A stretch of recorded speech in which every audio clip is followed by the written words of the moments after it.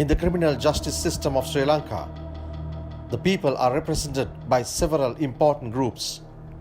The police and the CID who investigates the crime, the Attorney General who prosecutes, and the defense counsels who defends the suspects. This is one of the stories of the people who investigates the crime.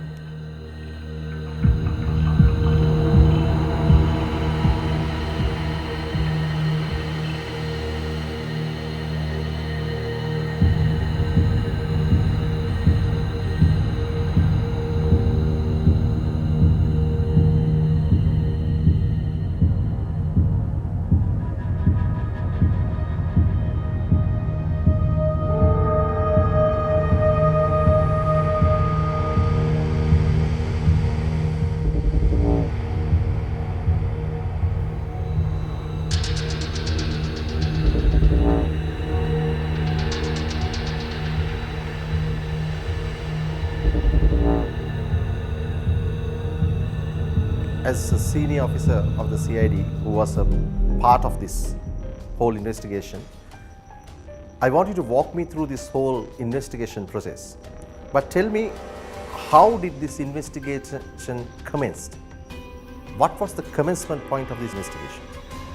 Well, to begin with, PKD Perra and Chandrasagara, who were employed under Alfred Soisa in his irrigation projects, disappeared during their tenure of work, and their relations went looking for them and made complaints to the Anuradhapura police, but they were unable to locate them and their whereabouts were not known. Subsequently, a petition was sent to DIG Mr. Alrik Abegunawardena, who was in charge of the northern range, and this petition was referred to the CID for investigation. It was Mr. Tiral Gunathilaka who was in charge of this investigation, referred this to two officers, namely Sergeant Fernando and PC Piasena, who were instructed to proceed to Anuradhapura and try to locate the whereabouts of these two people who were missing, PKD Perra and Chandrasagara. This was in the late 1966, and after almost 2 months or 3 months, they came across a person called Juang Apwami, who was one of the confidants of Alfred Soisa, living in a place called Rambayava on the Anuradhapura-Jaffna road. He knew most of the activities of Alfred Soisa, and he mentioned the fact that a Cambridge car was buried at KALATTAWA, and also the fact that a man called Wilson, Elias Vincent, who was responsible for digging the pit to bury the car, was being taken to Odusudan in Kilinochi, where Alfred Soisa had purchased a new tractor from Browns in Colombo, and they were being taken to Odusudan to be murdered or killed, because they were the people who were aware of the burial of the car. When this information was revealed to Sergeant Fernando, he came and met Mr. Mahendran, ASP Anuradhapura, the same evening and related this information to him. Mr. Mahendran referred this case to his superior officer, Mr. Dhanapala, the SP, and he summoned a conference of the police officers in Anuradhapura the following morning in his office, where they revealed the plan to kill Wilson by Alfred Soisa. And Mr. Dhanapala, the SP, contacted the CID, and Inspector Navaratta Raja and Nalit Delgoda, who was officer in charge of Medavachiya police station, had a discussion, and thereafter the CID summoned a meeting where a team of officers from the CID, headed by Mr. M.K.J. Perera, who was a senior inspector, was detailed to proceed to Anuradhapura. And there, that was the commencement of the whole investigation. Now, Mr. Srinivas, you gave a nice elaboration as to how this investigation started. Yeah. Now, walk me through the steps, if I may use the term, or the way, or the point, if I may use another word. Where did the breakthrough of this investigation come? It was the confession made by Wilson and his name was Piasena, who took part in the digging of the pit to bury the car. That was followed up by the CID, where Vincent was brought to the scene where he's supposed to have buried the car at KALATTAWA. At that point, we had the assistance of the irrigation department to get heavy machinery to dig the place up. And when Vincent came to the scene, he found that the whole scene had changed. He couldn't locate it. In a sense, there was a paddy field at that point and a hut constructed. And the irrigation machinery was used to dig the place up, but we did not come across any car that was buried. Obviously, he had, right, Vincent was brought to the scene at KALATTAWA and he was asked to point out the place where he dug the pit, where the car was buried. And the machinery from the irrigation department was used and they started digging all over the place, but they were unable to locate the exact point where the car was buried. At that point, Mr. Navaratna, the inspector, went to Alfred Soita's house and he was arrested and brought to KALATTAWA. There he was seated in his car sipping a drink and indicated the exact spot where the car was buried. Shortly after that, machine that was used to dig the pit stumbled on the top of the car and the car was unearthed from that point. Then, of course, Alfred Soita was worried about it and he started sipping his drinks one after the other and he knew the game was up. And from there onwards, the witnesses who were scared to talk about various activities at the scene at KALATTAWA came out with all the details as to how PKD Perra was murdered. There was one eyewitness to that was a young boy, about 18 years old, by the name of Jayasena, a schoolboy who had run away from his home and had arrived at the Wadi at KALATTAWA towards evening. That was the time when PKD Perra was in the Wadi with Kalu Albert, Willie Bama, and Alfred Soita was in the background. And he was assaulted there, he was given liquor, and after he was seriously injured, he was tied on to a tractor and taken to the nearby paddy field close to a shrub jungle. In mid-1966 or thereabouts, the car belonging to C.I. Gunasekara, a famous all-Ceylon cricketer who was a senior executive at Walker & Sons, was stolen from his bungalow in Vajra Road, Mamlapitia. It was a Austin Cambridge car, number 23331. It was stolen from under his porch and brought to Anuradhapura by a gang of robbers from the Gampa district, and the car was handed over to Alfred Soita. Obviously, Alfred Soita was known to the gang, he being also involved in nefarious activities, robberies, etc. The car was taken over by Alfred Soita and he was using it openly in Anuradhapura.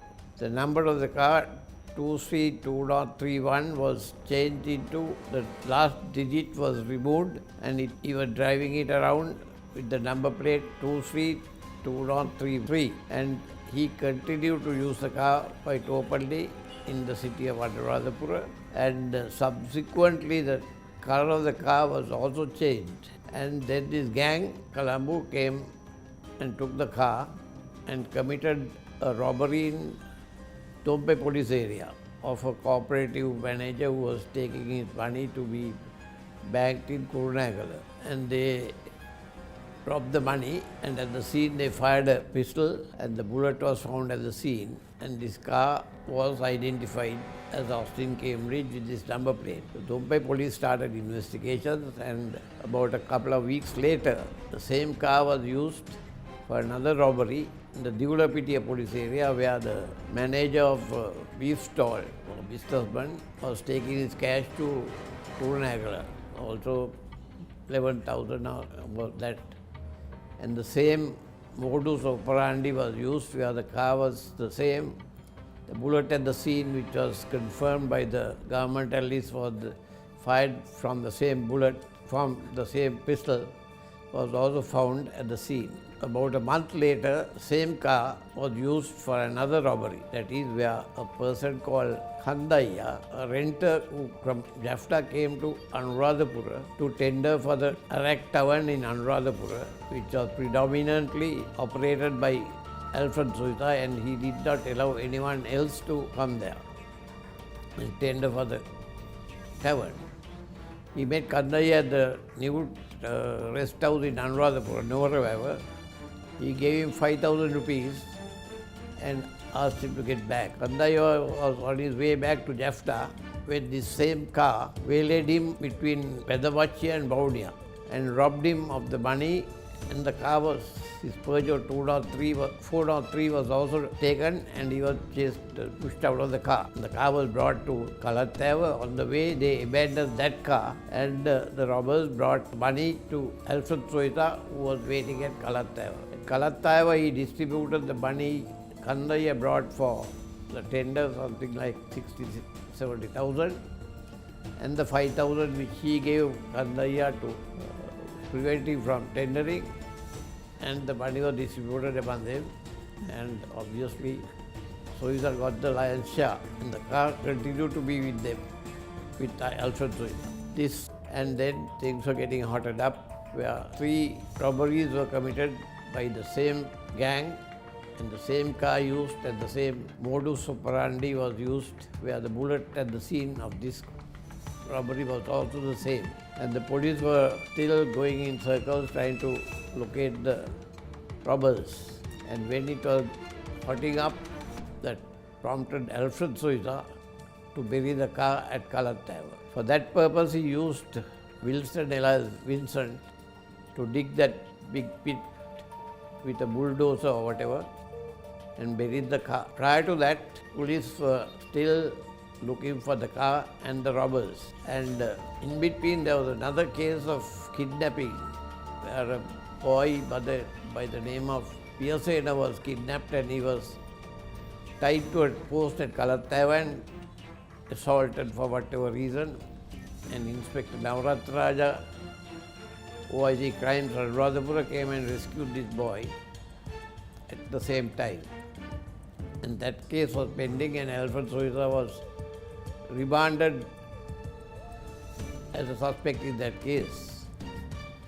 The police also at the same time raided his illicit brewery at KALATTAWA and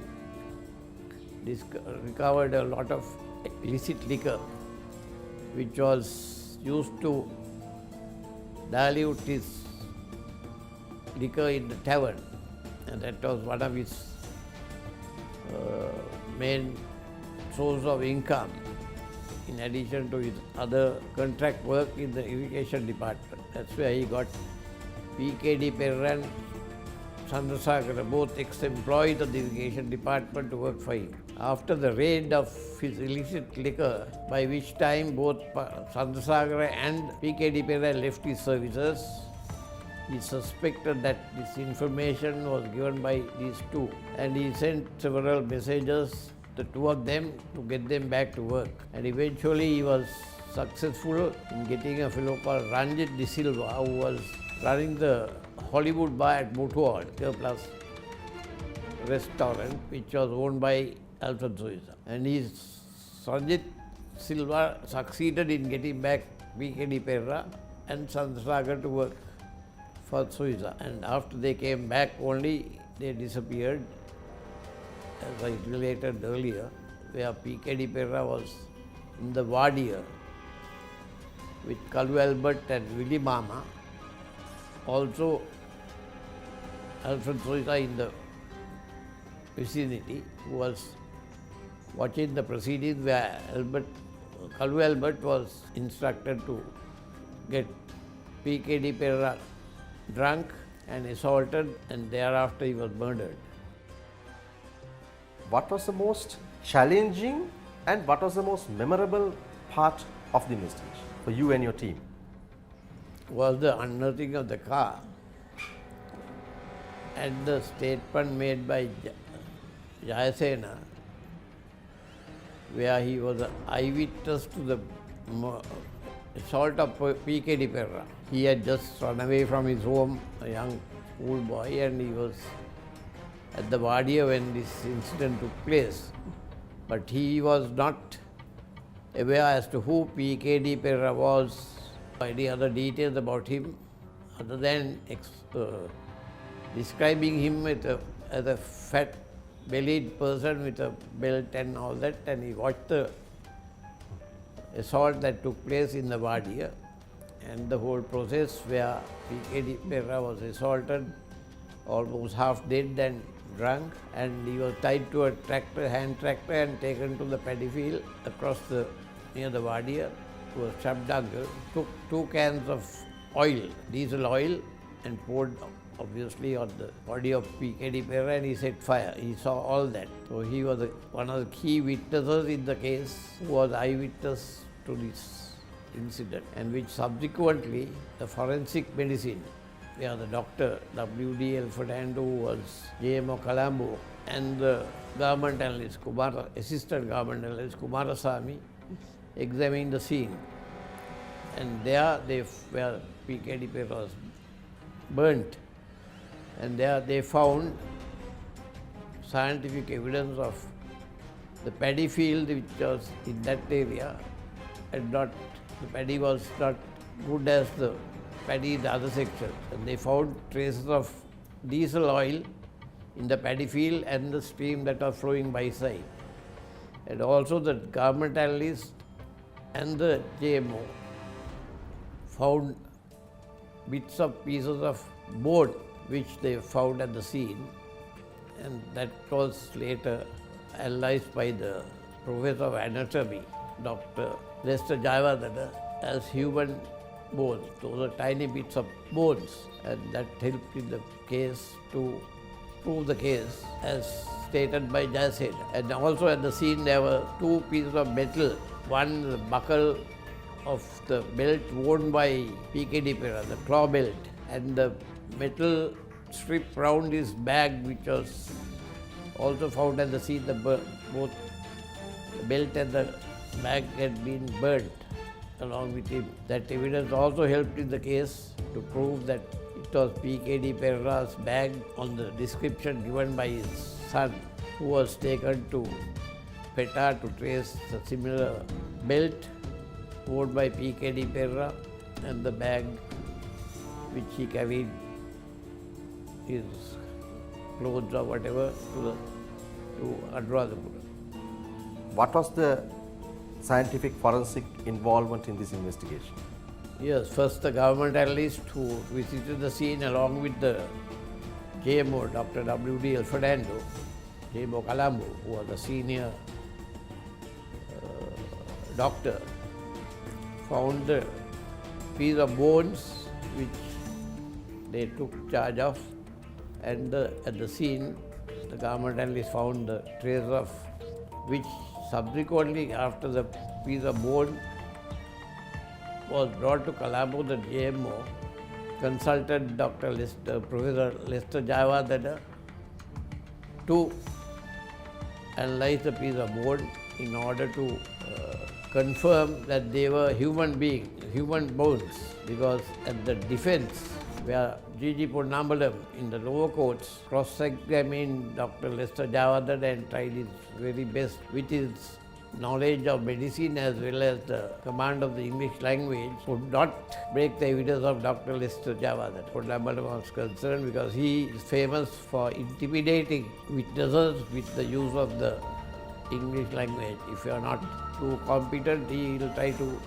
break you with that type of expertise he has as a defense lawyer.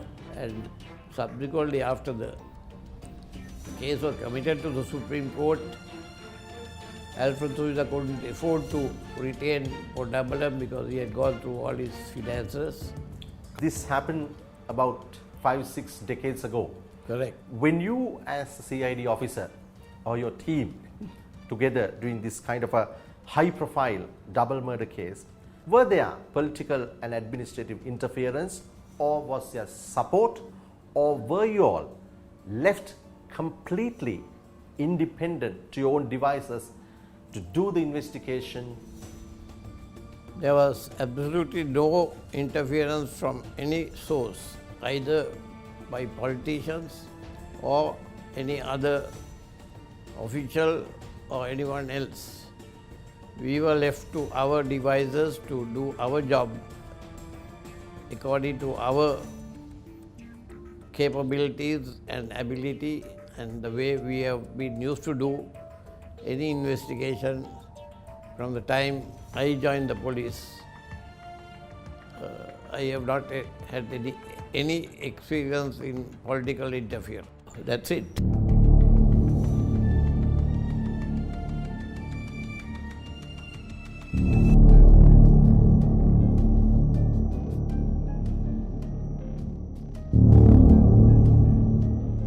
Can you say the same about investigations that are happening in the department you were or in the Department of Police as a whole? The same integrity is maintained in the present day.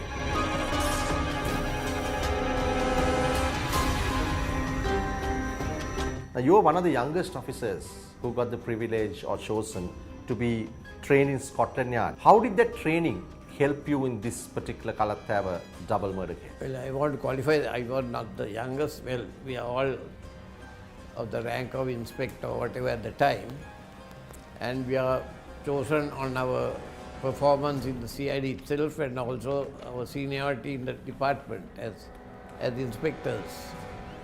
The training, of course, I should say, it's a good experience, and I had the privilege of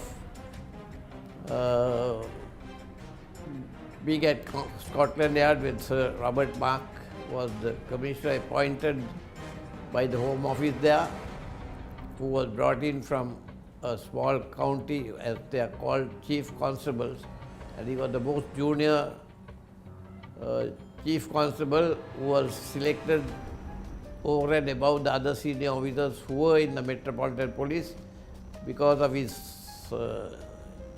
ability, integrity and all that.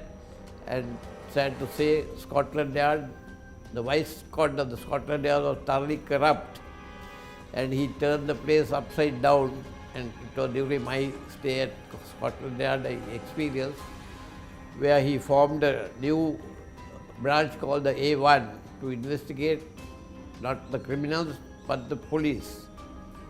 And at the end of it, chief superintendents, chief inspectors from the Vice Scot were caught and jailed for their corrupt practices. Some were given bribes like holidays in Spain and things like that, and he did a clean sweep of the entire Vice Scot in the Metropolitan Police. So that experience was very great, and he has written a book on his career, memoirs.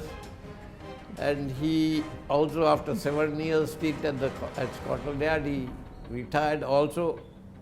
He resigned or retired on an issue with the Home Office where he was asked to do something which was illegal, and he just refused and he resigned. Only I went. There were, earlier, prior to my going, there were 3 officers who went. But when I was selected, it was only me.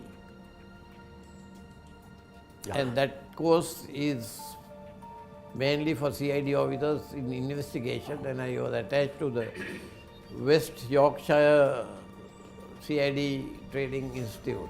Tell me what happened at the original court, the magistrate court. What is your experience there and what happened there? Well, to tell you frankly, normally a state counsel does not appear in the reading of the evidence in the lower courts, but in this particular case, because of its complicated or whatever you call it, and long drawn out investigation, senior state counsel, at that time Crown Counsel, Mr. Dayaperra, and with two others, junior Crown Counsels, appeared for the leading the evidence in the lower courts, ably assisted by Inspector M.K.J. Pereira, was a senior inspector who was also equally competent as a in the legal aspect and to assist the the Crown Counsel in this case. And the lower court proceedings took almost a couple of, maybe I can't exactly remember, 5-6 months, where all these witnesses gave evidence. And Alfred Soiza and the two suspects were defended by famous G.G. Ponnambalam, Queen's Counsel or Queen's Counsel. His junior who takes down the note, Sunil Tortigo, is still alive or dead. And another lot of lawyers from the local bar there, Anuradhapura. I could offhand tell you the names, but the prosecution, the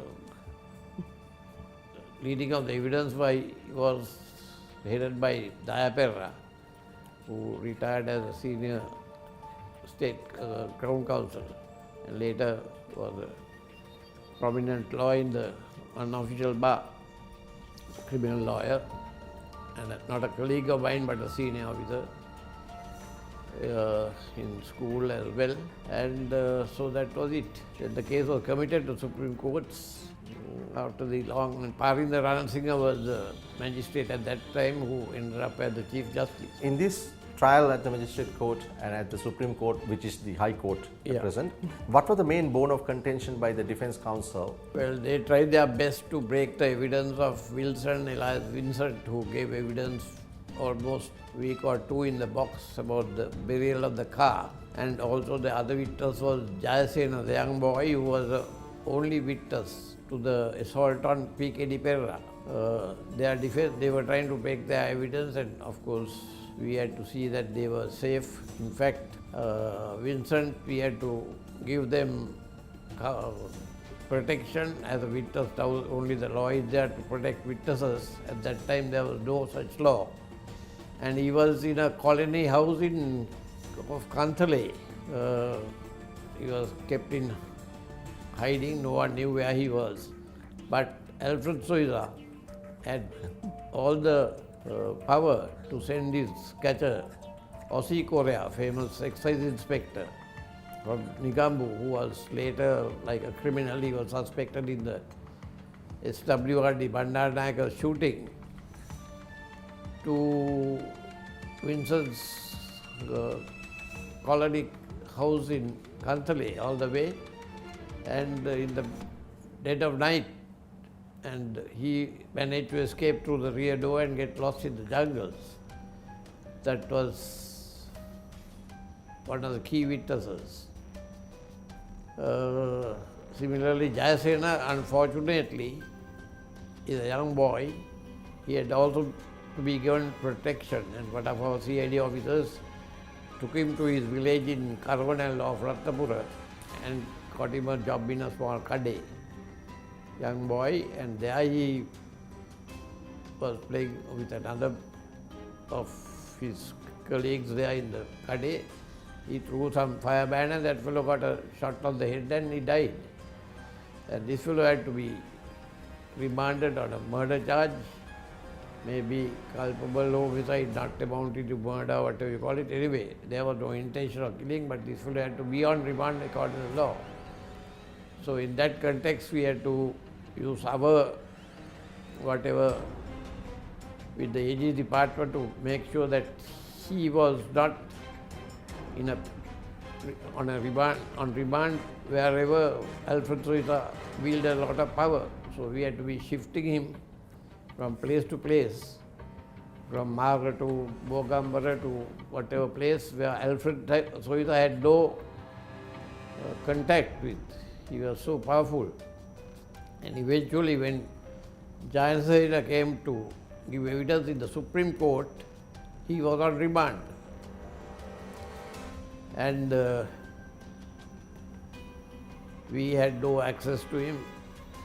Any investigation can have loose ends. Of course. There are areas which you despite a thorough job, non-interference job, the evidence is not foolproof. Correct. That you might slip, and that can be to the advantage of the defense. Yeah. Were there any points like that in this investigation which you were worried of during this trial process?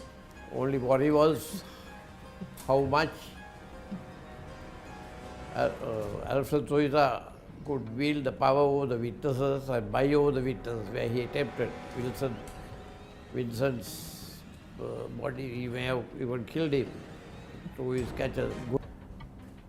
So concerned and made sure that he had no access to any of the witnesses. The other witness was Jayasena, who was on remand, where we had no contact with him, but anyway,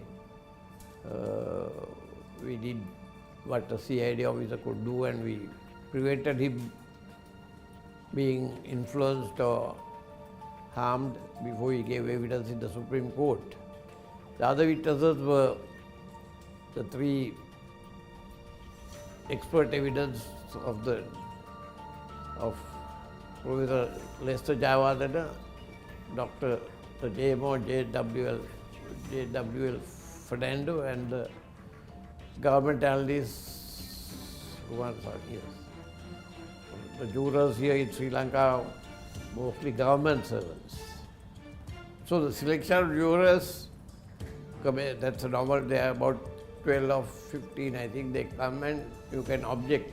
Both the defense and the prosecution can object to, for whatever, no reasons given. And so where we were concerned, we were worried that the correct people who cannot be influenced in this case or bribed, which was possible with the accused Alfred Soita, who was prepared to give any money to anyone to get off the case. So once the jury was selected after all the objections, 7 of them I think, and the foreman of the jury was also a very important person who will guide the other jurors in coming to a conclusion or verdict in the case. So we were particular, being CID officers, we did what were selected, their background, etc., etc. And the foreman happened to be a senior officer of the working at the port. I forget his name, Sinhalese guy, I think. There were no ladies in the jury at that time, I can't remember. They were all males anyway. And the foreman was selected, and also we had another very difficult task in keeping a track of the jurors.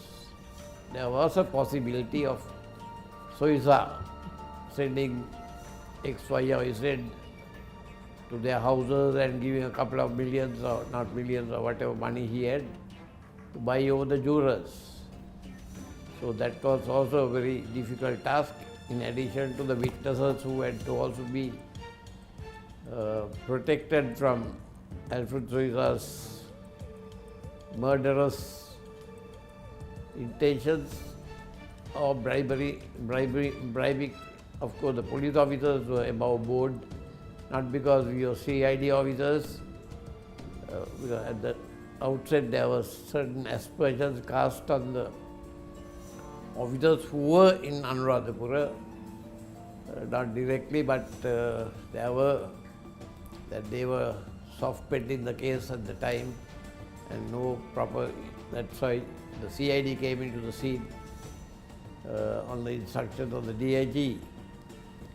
So the 7 jurors, as I mentioned, were kept under surveillance as far as we could, and the trial went on for maybe maybe a couple of months or 2 months, I'm not sure, because Vincent, who was one of the key witnesses, was in the box for about 2 weeks. Jayasena also about a week or two. Inspector Navaratta Raja also about a week. And finally, the defense was called, but Alfred Sousa opted not to make a statement, even from the dock. And then it came to the defense giving their submissions, or what you call it, and followed by the prosecution.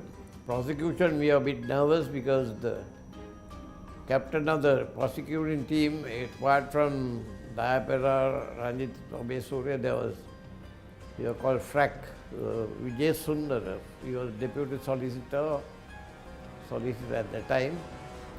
He was not a very, not that he was not a good, like, of the caliber of Dayapera or Banti Soisa. In their cross-examination, he was a very soft-spoken gentleman, and but he was thorough in the job, and so anyway, we overcame that also, and then trial went through. Jury want to visit the scene at KALATTAWA. With this arduous process of the trial at the Supreme Court, which is the High Court now, Yeah. what was the conviction, or rather, what was the judgment? Well, we were very, very nervous that particular day. The trial, the final juror's verdict had to be given. That was almost, it was dark, I think, and the lights were on. But the moment the jurors came after their deliberations, they came and would be of the Supreme Court, foreman, get up, what's your verdict, unanimous or not? So we were shivering till he said, all three are guilty, unanimous verdict. That was they knocked off the fans, the lights, the whole lot, and then Pandit gave the judgment, for punishment rather. I'm not quite sure whether they made the appeal to the Supreme Court judge or mentioned that they were appealing in the case, or it was done subsequently probably. And then the court adjourned after that. Later they appealed to the appeal court, and there also the same sentence was given, affirmed. They were sentenced to death, and there was no change in the verdict.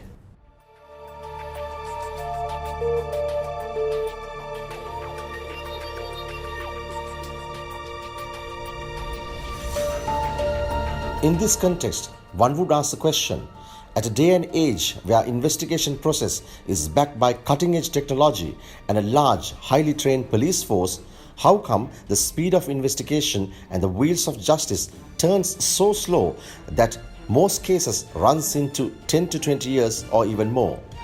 Yesterday's crime investigation officers such as Upali Sinaviratna and Navaratta Raja and many others active must be wondering why.